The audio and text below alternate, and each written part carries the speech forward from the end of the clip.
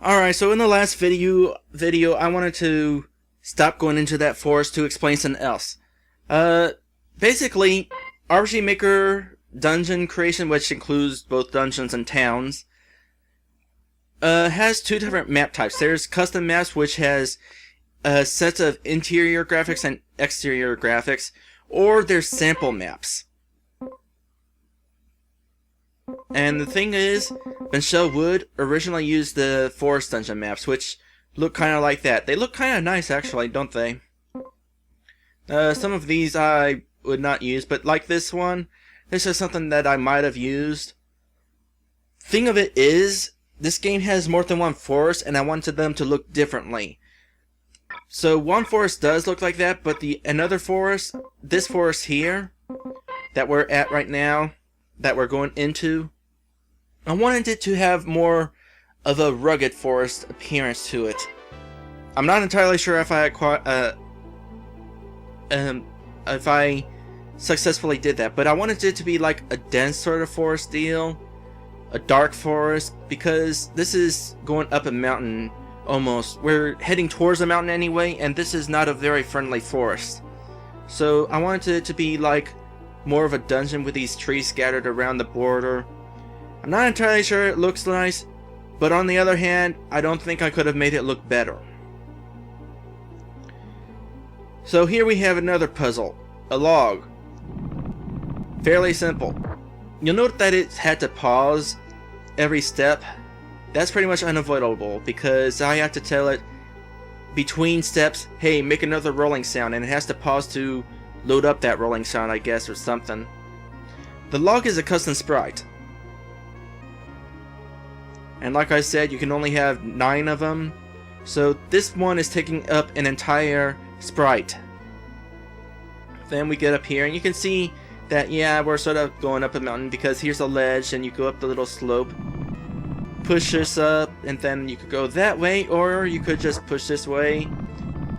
That would go here and then it would roll down here. I don't know if you could hear that, but as it got to this part, it rolled faster because this is a slope. And that's how you get over here. Eventually you'll have to come over here anyway.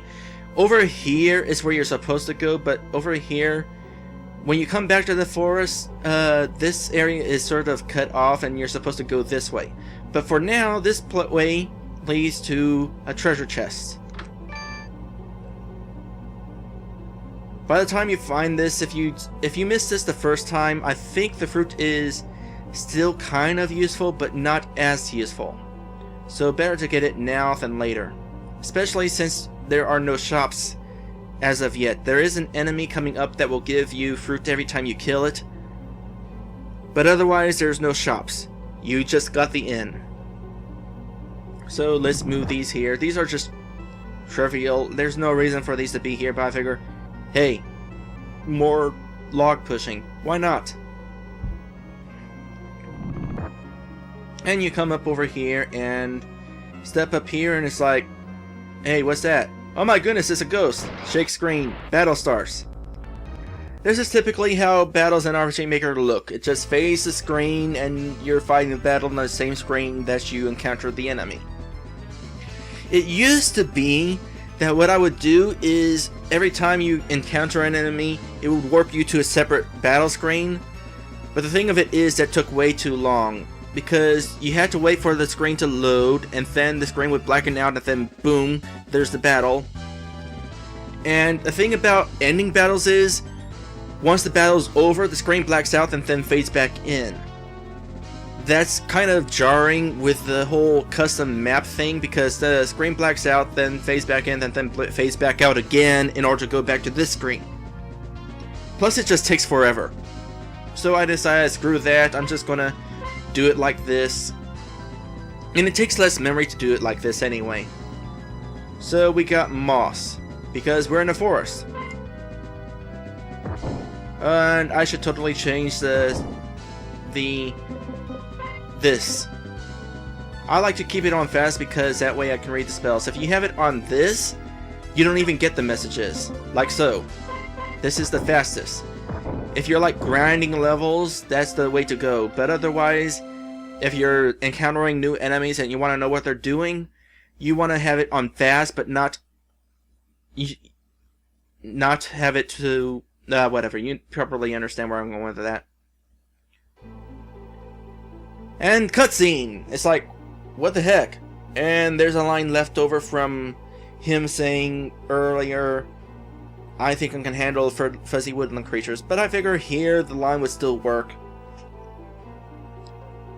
Oh my goodness, it's question mark person. Hey, it's the woman from the counter.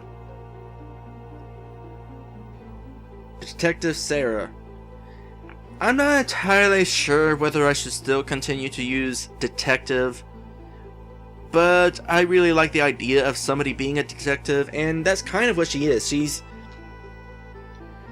investigating the appearance of the monsters, because up until this past week, there are no monsters. They just suddenly started appearing here, and basically what's going on is there's this Peace Corps on the island. Since there is no government, there's this Peace Corps keeping peace on the island to make sure that things aren't going awry. And then this started, and so the Peace Corps is like, what's going on? And so they're here. She and two others. Now, you only meet her and one person. The other person is somewhere else. I'm pretty sure I had an idea who that person was going to be, or maybe it was going to be an unimportant person. I'm not entirely sure. But you don't get to meet that third person, at least not for a while.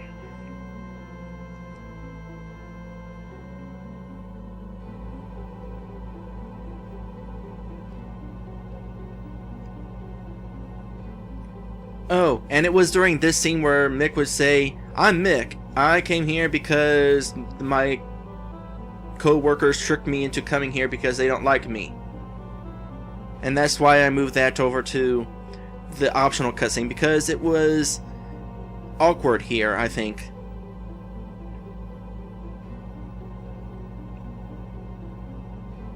I can't remember if the demo I sent Drew, because I mentioned Drew Let's Play the demo, an earlier demo of this game.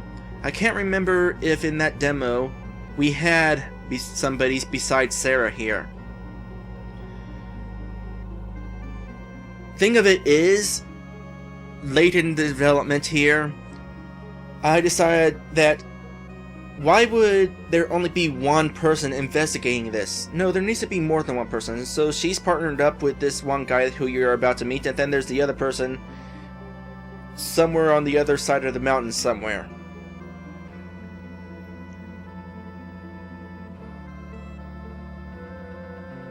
Yeah, there's the information right there. The third person is investigating to the west.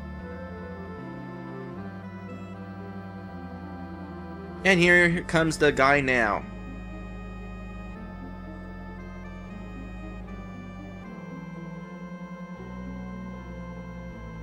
An old man.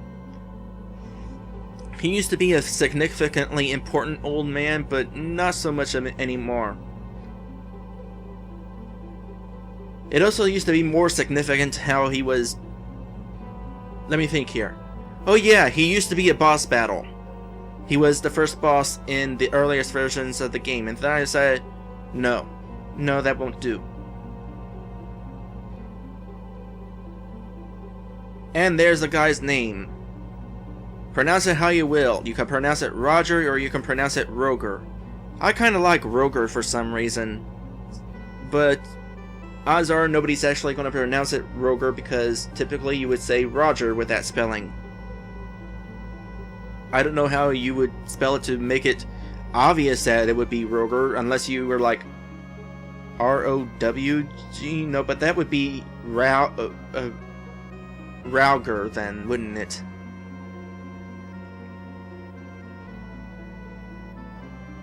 Now this is also an important change here. It used to be that Mick is all, hey, I want to come along, and Sarah's like, okay. But now we have like, hey, I want to come along. Hey, you're not supposed to come along. This is dangerous. And now we have Sarah still wanting him to come along, but for a very important reason. To report back to headquarters. And there's Mick's last name, which isn't really important. It's just something I made up I think this is pretty much going to be the last time you even see the last name. I just wanted it to have him to have a last name for the sake of, you know, more realistic that way. I'm Mick. You wouldn't say that. You would say, I'm Mick the Steer.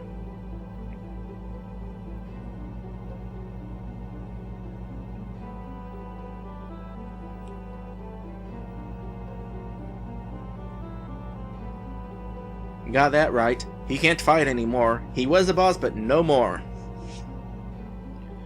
Oh, and because we get 2 new characters, you can choose their starting stats.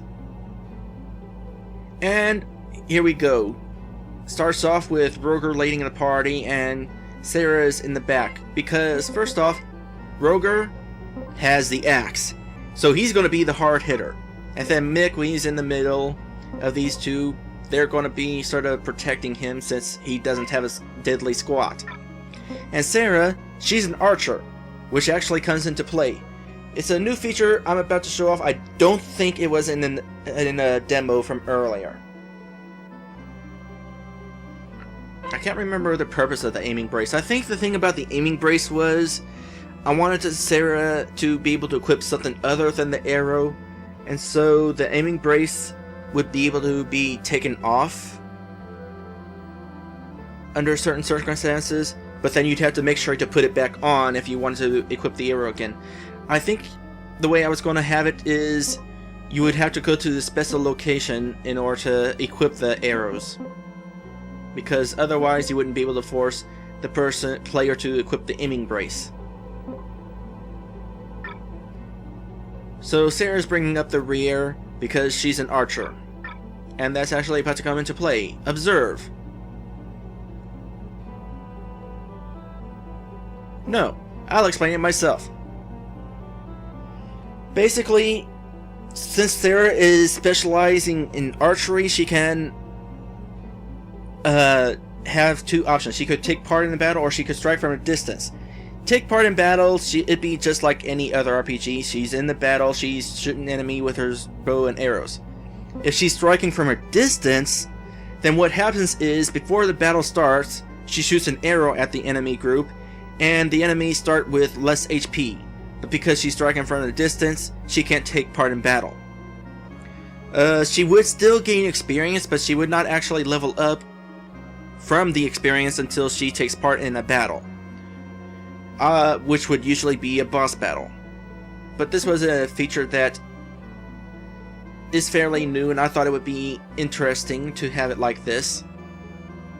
So basically, it's the player's choice. Do you want her to attack in the team, or do you want her to sit out a battle but at the same time have enemies start out with less HP? At the beginning of the game, since enemies have such low HP to begin with, it's better to just have her take part in battle. But eventually, you'll want to change that. So here we are. We got the non-random encounters. I'm just going to say set encounters because that's easier to say.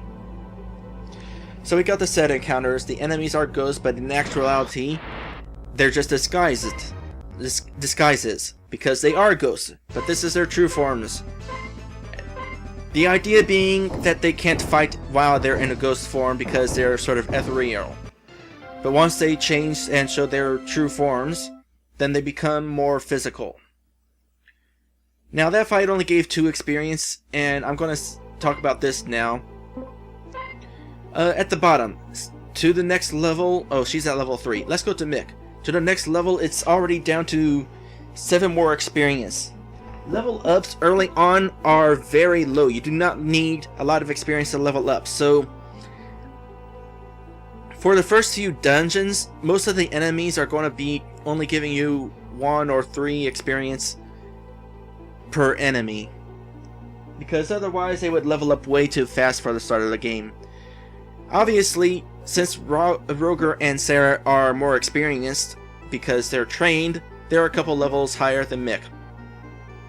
More logically, they'd be at level 10, but then that would be pretty unbalanced. Oh, and by the way, I know I'm coming up with these explanations for why enemies are ghosts and that sort of thing, but I do not have an explanation for why they carry towels. They just do. I have been talking for well over an hour and it is starting to wear on my voice. Alright, here's a little trap thing. Do not touch the log because you will take damage. I forget how much damage specifically. It's like maybe 5 damage, I think. But it will be 5 damage for the entire party. For each party member. If you try attacking these ghosts to stop them from rolling, they're like, no. And since they're not changing out of their ghost forms, you can't really do anything to them. Hidden treasure over here. Treasure chest I do explain. And we got a goblin, the forest elf. These basically either attack you or they use a mushroom to heal. And that was a critical hit. Yay! So let's go on through those guys. The thing of it is, you cannot make it so events activate when they touch you.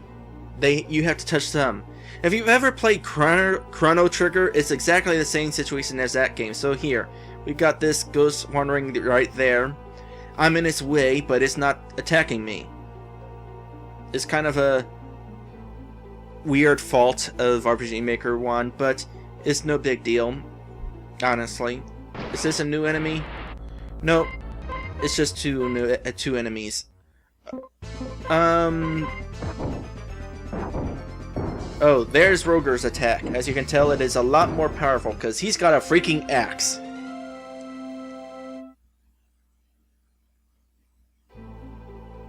Then we got more rolling logs. Pick up a bit of treasure. 4 towels, not a whole lot. Now, before we fight the next pair of enemies, I want to go down here. I thought there was a pair of enemies down here. Oh wait, there it is. They apparently wandered down here. That's slightly inconvenient. Treasure! The idea of this was, first off, the treasure chests are different colors, and the color of the treasure chest would be representing what's in the chest. A green chest would have a regular item like like fruit or veggie. Yellow treasure chest have money. Red treasure chest has like weapons and armor. And I believe purple treasure chests were going to have like special rare accessories and that sort of thing. So here we got a katana for Mick. And they explain it saying, hey, there was a war that was here centuries ago. The backstory here is this war. Well, basically, you already know about the war. It was in the opening to the game, how they talked about how the dragons had to flee to another world. So, this is how Mick acquires his katana. He uses this type of weapon, and he sticks with it pretty much throughout the entire game, or at least the part where he's in your party, because he doesn't stay there the entire time. Actually, none of these characters do, really. So now Mick's got the katana, which allows him to attack more powerfully. And more than one enemy. We'll show that off when we get to a group that has that sort of enemy grouping. In the meantime, we're fighting a tree. Because, why not? Boy, that axe is pretty powerful. But what do you expect? It's an axe against a tree. And the tree is what gives you a collection of fruits. Whenever you go to another map... Actually, there is no other map, is there? There used to be another map, but not so much anymore. It's all one map. But basically, what you could do is fight the Trent, leave, come back, and... There's actually a couple of Trents here. There's maybe 3 Trents here. You can tell what the Trents are because they don't move. So this one here is not moving, it's a Trent. So we'll just kill it real quick. I believe Sarah and Roger have the same speed, and Mick is now level 2. Yay! So let's check the speed here. 36, 39. Oh, Sarah's faster. So I guess it was just a actually, Roger's the slowest. It's not absolute. It's like randomized sort of a bit. I mean, your speed rating does have some role in how often or how soon you attack, determining the attack order, but it isn't a guarantee. So there's a save point. I'm not going to bother fighting the enemies over there. Actually, yes I will, because the katana will come in use for them. Or will I? No, I'm skipping ahead. Let's fight this guy, because this is the group that I want to look at. So let's have Roger attack them. Now this is how the group weapons like the katana works. It attacks groups of enemies, so that basically this is the forest stealth group, and over here is the moss group. You'd only attack this guy if you chose him, but it's attack both of these guys if you chose them. Now, if the slimes were separated by this guy, if this guy was in between the slimes would not be considered a whole group. It'd be the left slime, this guy, and then the right slime. But anyway, let's go ahead and show this off real quick. And it kills them, because this is the beginning of the game. Enemies are trivial at the beginning of the game. That's how RPGs are. Now here's a puzzle that's going to be kind of tricky.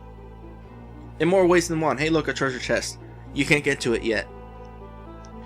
But this is tricky in more ways than one. For one thing, it was tricky because I had to program in the possibility that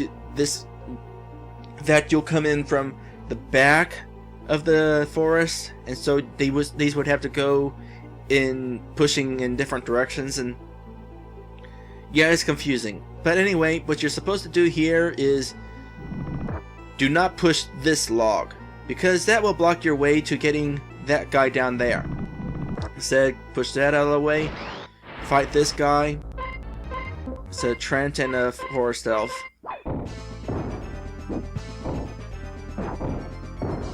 Simple enough. And then you can get the treasure.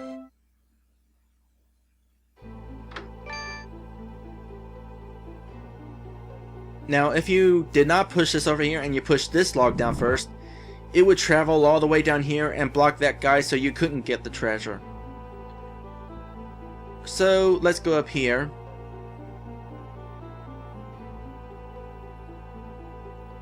And you sort of see ahead to an enemy of some sort. Yeah, it is a cat. The thing is, I wanted a panther enemy.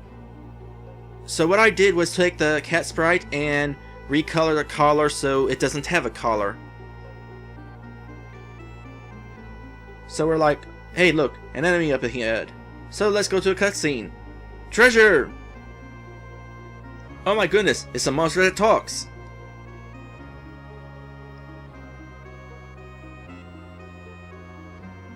Oh boy, this scene was fun to reprogram because Roger's new, and so I had to redo this cutscene in order to include him, as well as cutscenes later on. So the panther actually works for the old man. It used to be that you would fight the old man, but instead I decided, no, let's fight the panther, which used to be a tiger in RPG Maker 2000. But this doesn't have a tiger, so I figure panther. RPG Maker 2000 didn't actually have a tiger enemy, so that's why you fought the old man, kind of. But here, there most definitely is a panther enemy.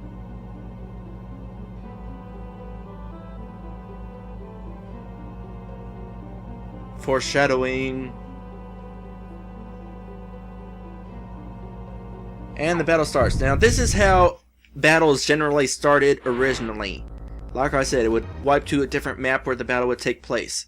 But I decided, no, we're not going to do that for every battle. So I decided to save that for boss battles. And so we got this boss battle. I forget how much HP it has, so let's go ahead and go to data. This is an option that's only available in test play. How much HP am I dealing with here? 192. And able of 9,999. I'm not entirely sure that affects anything. Actually, I think it does, but I'm not sure if it matters. Oh, Down there at ability, you'll see 3 different things. There's no critical, which means it cannot get critical hits. There's miss 1/2. I guess I'm making it miss half the attacks, but on the flip side, it attacks twice per turn. That's going to be a thing with a lot of battles. The thing with boss battles that annoys me with a lot of games is you got all your party members attacking, and then the one single boss gets one little hit in. And it's like, all you have to do is keep up your health every time that boss attacks, and it's like, unless you have it have super overpowered attack power, where you have to get lucky with your healing. But yeah, I like it better whenever the boss is able to get in more attacks. In this case, yeah, this is a single boss, it gets more attacks, but other bosses, a lot of bosses in this game are actually more than one enemy, so they each get one attack, but you're still getting hit more than once. So this is where I like to have the challenge come in from boss battles. It's one enemy, but it's going to be attacking a lot.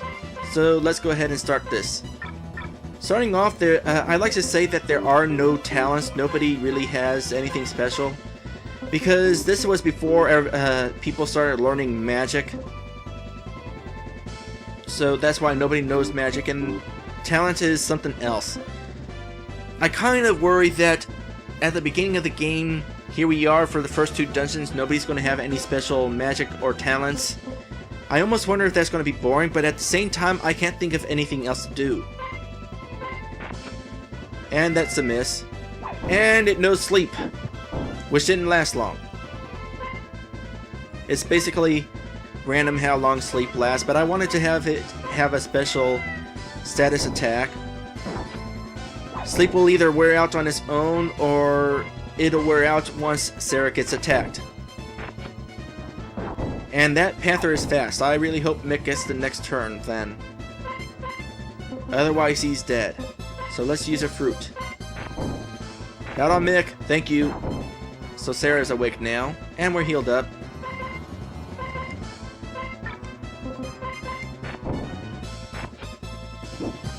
So even though it's missing half of his attacks... Oh, there's a critical. 9 skill points. I remember a discussion in the mag chat room where it's like, bosses don't give a lot of experience anymore. And here we are. I think one enemy party gave upwards of 3 experience, and this one only gives 9. Think of it as it's the first boss, and I didn't want it to give too much experience for because of how small levels are, how short they are, how little experience you need to level up at first. So 9 is decent. I think the idea I was going with is like maybe bosses give 3 times or so. I don't know, I can't remember how I was planning it, honestly. But everybody leveled up from that, so that's nice. And right there is another reason why I didn't do the whole map transition for every battle thing. Because the screen fades out and then fades back in before I'm able to say, hey, go back to the other map.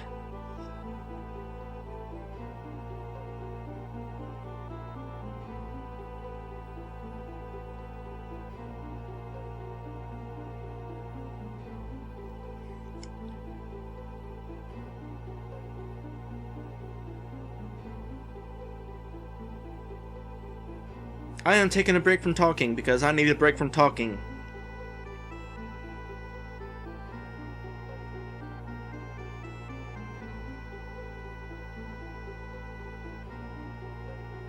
Treasure! 2 towels. That's pathetic. Although it hardly matters in this area, since back here you can't, all there is an inn. So, whatever. And then we get to Mount Sheila. This place has vastly improved. So, first off, we enter the place and it's like, oh hey, there's that cat. We go there. Now, originally this place used to be nothing but that tile over there, and it's like, it was bland. It's like, it's just the ground and then that rock tile And it's like, it didn't look very good. So I decided to say, you know, this place used to be a mine, so I'll make it look like it was a mine. And then have patches of grass here and there to add a bit of color. Go over here and grab this treasure chest. Fruit. And we got some new enemies here, but I'm just going to skip ahead. Skip that. Let's go up here. We can't. And then we got this teasing us saying springy legs. That's a clue to possible future party member. So let's head in here. And then we get here where somebody's made a makeshift home out of this cave.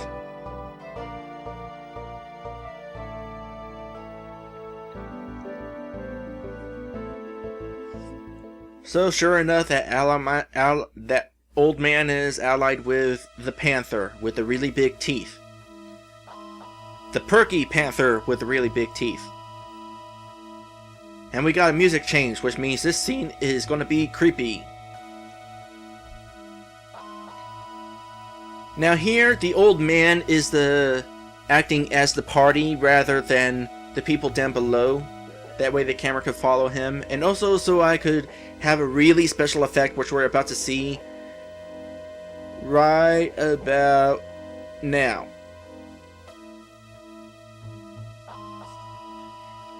Basically, what's going on here is the ghosts up there started out with no graphics, and then once the people down below went off screen, I changed it so that all events were black.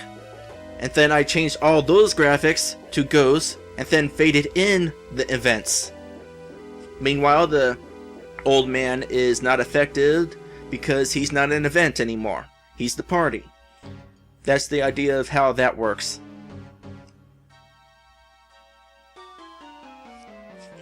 This scene was definitely improved over earlier versions of the game where they're just sitting at the table talking.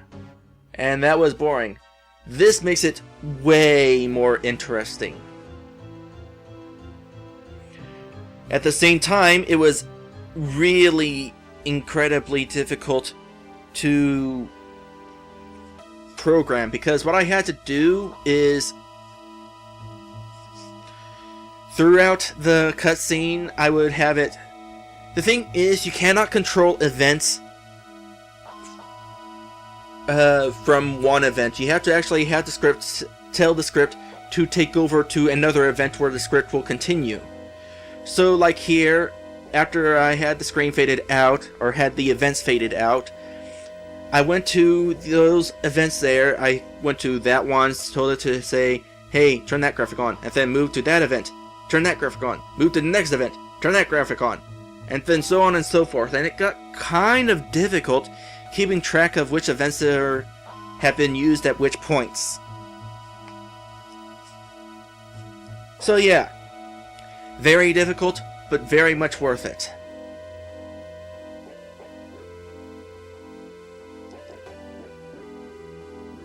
I'm trying to think, would this even be possible with the PC RPG makers? I guess I could just, instead of doing the trick with fading in and out of vents, I could just have a black graphic. Oh, hey, I just saw the mouse. I have a mouse in the house. It's a small mouse, so it can't trigger the trap. I'll get it eventually. I just need to put more weights on the trap.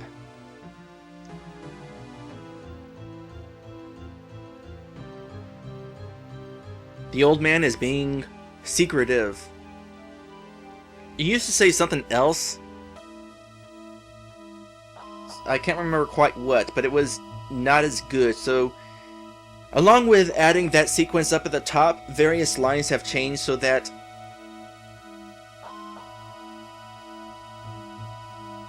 they sounded better. But yeah, the old man is like one of the few people who can actually use magic, which is how he got the magic barrier up there that protects the cave from monsters. And as you can tell here in the dialogue, it explains, hey, using magic takes stamina.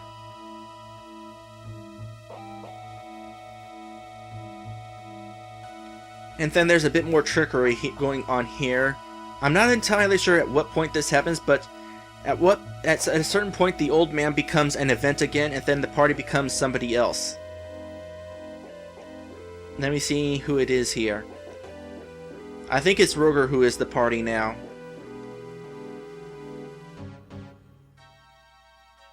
And then the camera moves, and then Roger moves, I think. Yep, there we go. Roger is the party.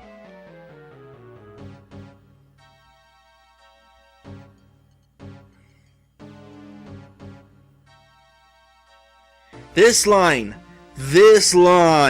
Oh my gosh! This line was changed to what you see here. The previous version of the line, it was a pain, because the original line here was, but before you go, at least let me give you protection. And then various people were like, protection, protection, and that just ruined it. So it's like, no, I'm not, no. Let's change it to something less perverted.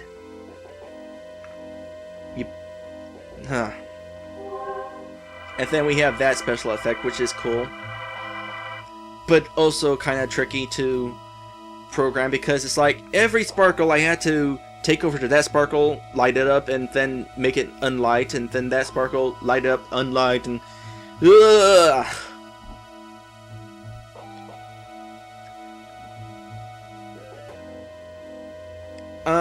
I can't remember if this actually is relevant. I think I made it so that the barrier actually does increase your defense a little. Miracle fruit. Is it still called miracle fruit? I can't remember.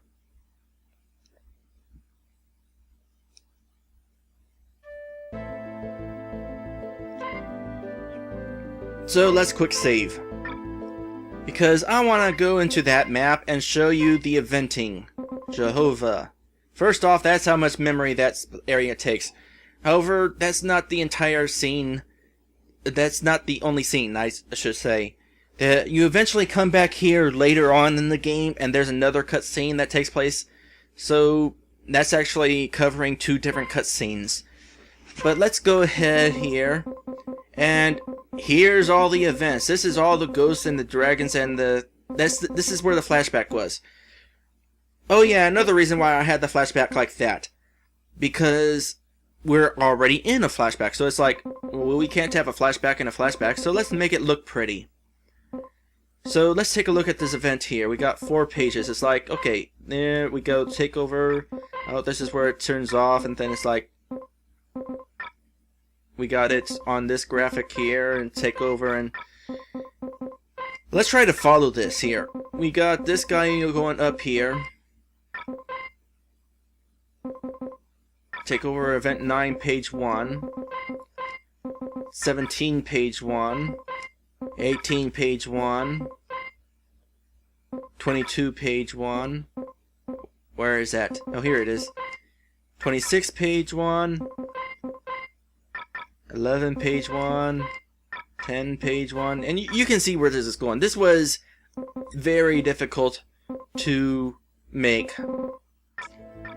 Alright, so yeah, apparently this panther, who is actually a monster with the monsters, doesn't know what the other monsters are up to. And there's a clue right there to say that there is a reason why they all look like ghosts. Because they are ghosts, like I said before. It gets explained eventually, but it's not especially important for the moment.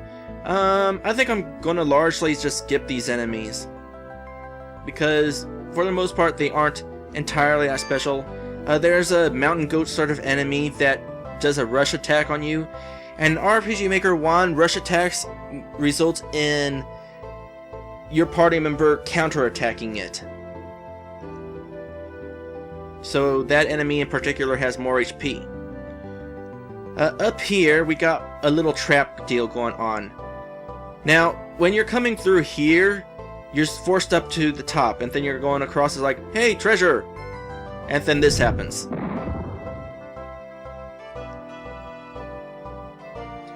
Now, how much damage did we take? Oh, well, first off, 5, I want to say? Yeah, 5. So, wah, wah, wah. So what you would want to do is just come from this direction. Because you can tell, it's pretty obvious here.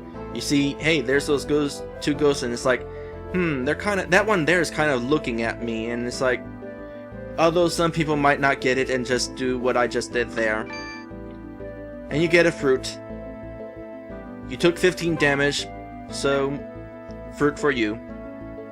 Anyway, I want to mention that boss battles, after the boss fight ends, you get healed. Because Super Mario RPG did that, and I thought that was fantastic. I love that. And there's a Let's Play I'm doing right now of a game called A Light in the Sky that actually heals you before and after the boss fights, which is also nice. And I love it for that. But having it just heal you after the boss fight is good enough, especially as much damage as you probably took and how much magic you used. It's very nice when the games do that. Alright, so here we got a puzzle. First off, I want to say that this room has come through a lot of changes. Let me see if I can find the original sample map. Go to quick save real quick. Because yeah, this used a sample map originally. Sample Dungeon 1, I think it's towards the end. Oh wait, there it was. 41. This map. Oops. This map here, it used to be... I came in somewhere, I don't know, somewhere around here, and I had a few boulders that forced you in different directions. The thing of it is...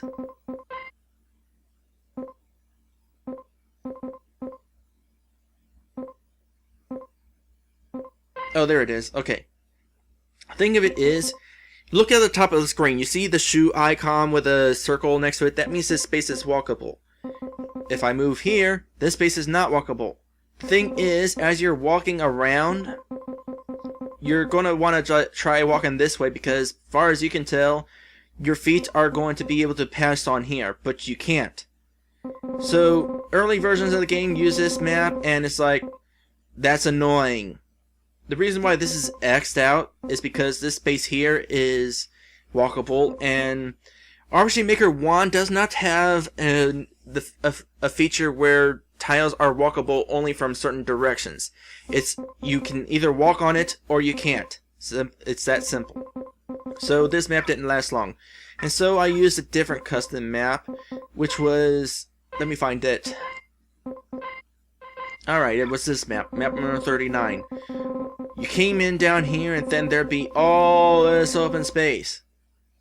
But I didn't actually have all that open space. What I did was have this area lined up with boulders. Because when it comes to sample maps, you can't actually customize the sample maps. That's the entire point of them being sample maps. They take less memory. See up there where it says use 21? Compare that to the port town, which uses 3,293. So I'd have this place lined up with boulders. Thing of it is, it looks ugly. And since you can't add to the map with the dungeon editor, all the boulders had to be events. And RPG Maker 1 has a limit of 120 events per map. And I used them all. So it's like, no. Instead, I went with this custom map. And it looks so much nicer. I mean, look at this. Plus, I was able to have these little fuse lines. I know they look like rows, but trust me, they're fuse lines. So let's see. This fuse line goes to that set of boulders, so let's go ahead and set it off. And it blows up the set of boulders. Now you'll notice that whenever it exploded, the screen went black for a moment. This was so that you couldn't see the events individually changing. So that set of boulders has been blown up. go over here, can't go through here, so let's use this switch.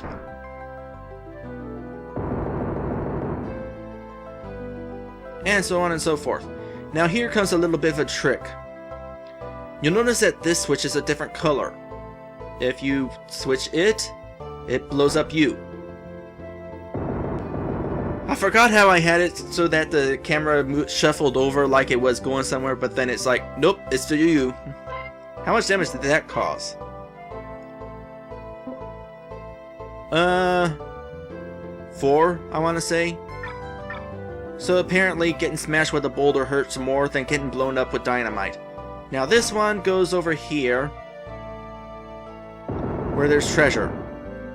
I'm going to go over there and fight the enemy because there's one thing I want to mention here. Get out of my way, please.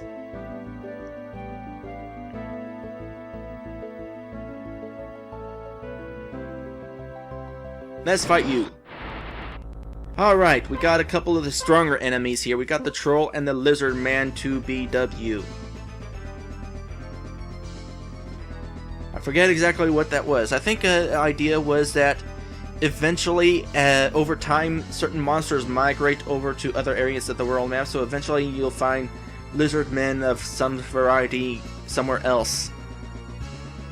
And that was to remind me that they do that. But anyway, we've got the troll here. The troll looks very much like a human. That's one thing that sort of bothered me, because the monsters are not supposed to be human. They're supposed to be something else. But the thing is, RPG Maker only has so many monsters, and so some of them have to look human. I'm just going to exit this battle because I can. And it's going to think I beat it, because it doesn't know I exited the battle. Miracle Fruit, 16 tiles. Is it really called Miracle Fruit? No, it's called Smelling Salts. I just didn't change the events yet. It used to be called Miracle Fruit. Wait a sec, why can't I choose it? I find that interesting. It lets me choose it even though revive is pointless out of battle because people get automatically revived after battle. By default, it's an RPG Maker 1 feature.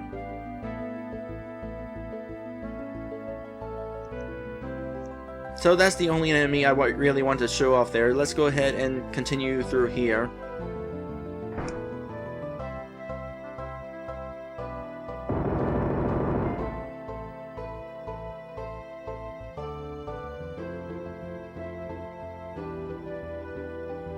Gotta be careful because I don't want to run into anything. And we head back outside. Now this map was way improved because we're on the side of the mountain and it used to be, I'm going to cheat here to show you. Oh, I guess I can't really show you, but basically it used to be all this tile along with a path, and it was so ugly and bland. And so you're going to have to get out of the way. Okay, fine, I'm just going to cheat again. So now we got a view, and this is an awesome view. This tile here, this tile with the little notch in it, basically this this rock wall is actually supposed to be like the interior. Here, let me go back here. The rock wall is basically this set of tiles here. It's an interior tile. Even though it looks like we're outside, I decided to say, you know what, instead of having that be the roof or the inside of the wall, let's make it the wall itself. And this piece here with the notch in it is supposed to be like an exit to inside the wall. But I thought instead to use it as the top of a mountain, the peak, and it made it so it would not be as boxy. It's still slightly boxy, but it looks a lot nicer this way, and it's a view, which is awesome. Come over here. Another difference is the bridges. Originally there weren't bridges, there was just nothing but dirt path. But I decided, you know what, bridges, and also wooden carved off the wall deal sort of thing here, because it's a mine. And this is a nice touch here, I think. The bridge was broken there. Now, eventually you return to this place, and this is fixed. Which is another nice touch I think I would be making.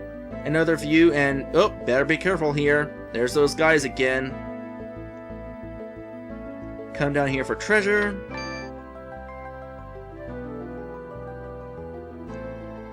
And, hey look, a save point. And odds are you'll not get hit by that. Assuming you don't go and do this. Oh look, treasure, and then step over here. The safe thing to do is just keep going straight, and then go there. With those guys at the top of the screen, you probably wouldn't even notice them at first. So there's a save point. Oh! And I think it's at the save points where you can... Oh yeah, you can change priorities at save point. So you could change this if you wanted to. Along with that, you can change Sarah's strategy. She's still going to take part in battle. Oh, the thing of it is, Sarah has to take part in boss battles.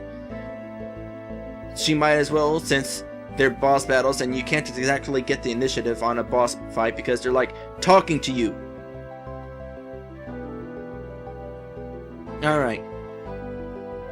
This is another room that has changed over the years. It's another room that was a sample map, but I think decided, you know what, the sample map is too bland, so I customize it. Takes a lot more memory this way, but I think it's worth it. Now here you can see another switch with a fuse, but the fuse is sort of broken down and it ended here. So it's a bit of scenery. So your first instinct, of course, is to go for this sign because, hey look, a sign. What does it say? To the right you go, travel true and fro, seconds priority low. This is a clue to a puzzle. It used to say something else. It was something like the first and last come before the second, or something like that. I don't know. It was a lot less clever than this though, and possibly it was more obvious what you were supposed to do. But we're going to assume we don't know what we're supposed to do. We're going to go to this guy who's blocking the way. He won't fight us, so let's talk to it.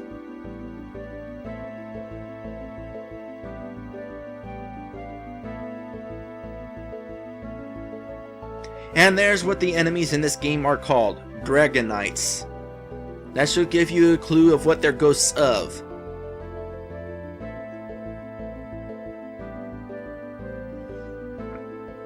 Also, this is a very bad guard if he's going to let us through if we kill his buddies in a certain order. Now, what was the clue again? It's been a while since I did this puzzle. To the right you go. So basically it said go toward that one first. Travel to and fro. So you're basically going to... Oh yeah, and seconds priority low. And here's the second one then. So if you're supposed to go to the right first, and that guy's the first. And then here's the second guy you encounter. He's the last one. Let me show you what happens if you go after the wrong one first. It's the mountain goat thing that I mentioned earlier. We're probably going to kill it before it even gets to attack. Yeah, we're leveled up. But it respawns. So you have to get rid of these guys in the correct order. Let me do that real quick. Oh, and if you get rid of them in the wrong order, not only does the one you just killed come back, but they all come back and you have to start over. So odds are the first time you come in here, if you don't know what you're supposed to do, you're going to kill that guy. And it's like, okay, I killed that guy, and then you go after the second guy, he'd respawn, and so would the guy over there. Another thing I should note is these battles do not give you experience, so if you get stuck, you don't gain experience. So don't rely on them for experience. Or gold. Or tals, whatever you want to call it. Alright, we got him in the right order. This guy somehow knows that we got him in the right order, even though he wasn't there watching us.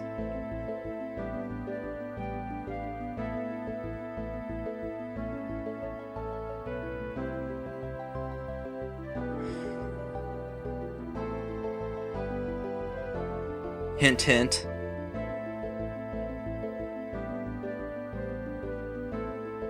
But basically, yeah, in case it's not obvious, well, it should be. But the Dragon Knights are ghosts of dragons. When they die, they become Dragon Knights, and they take on various forms. I don't know if there's any special rule for what forms they take, but that's what happens. So as you can imagine, since there was a war of dragons a while back, there's probably a lot of Dragon Knights. But that's also why they respawn, because... well, actually I didn't show that off. Basically, you leave a room, come back, all the enemies respawn. Because they're ghosts. And you can't really kill ghosts. You can sort of temporarily defeat them, but they'll just come back for more. And we continue on thinking, hey, we're just going to continue on, but then, oh my goodness, cutscene, what's going on here?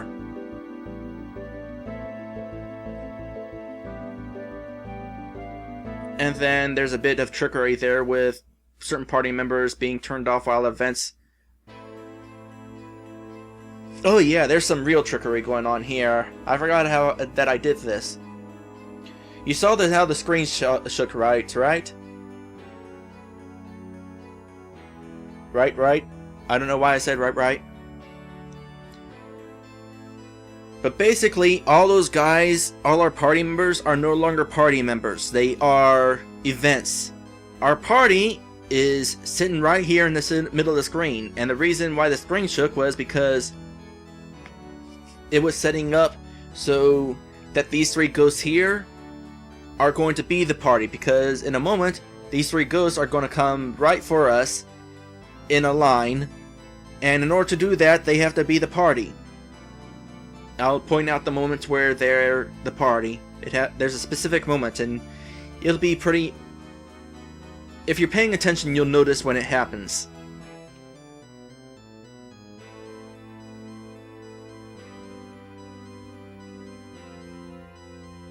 And the dragon knows we're there, which is why the dragon is explaining this.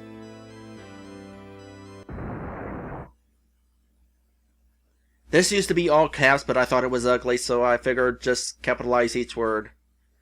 And there it is. That's where they become the party. And so we have a boss fight. It's the first boss fight with multiple enemies. It's kind of tough, so I'm just skipping it.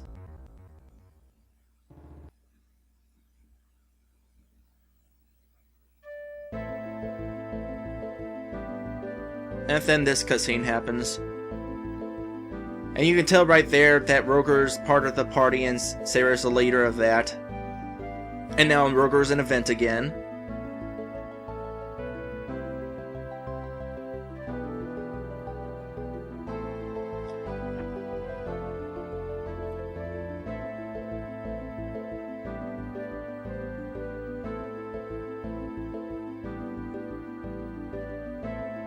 Now, there was some other way I had this originally. First off, I think I had it originally so that it automatically had you turn back, but I think obviously I changed that, but I think there was something else I changed, but I can't remember what.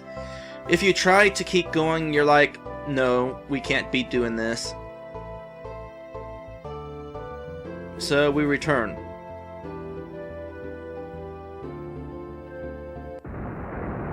And boom!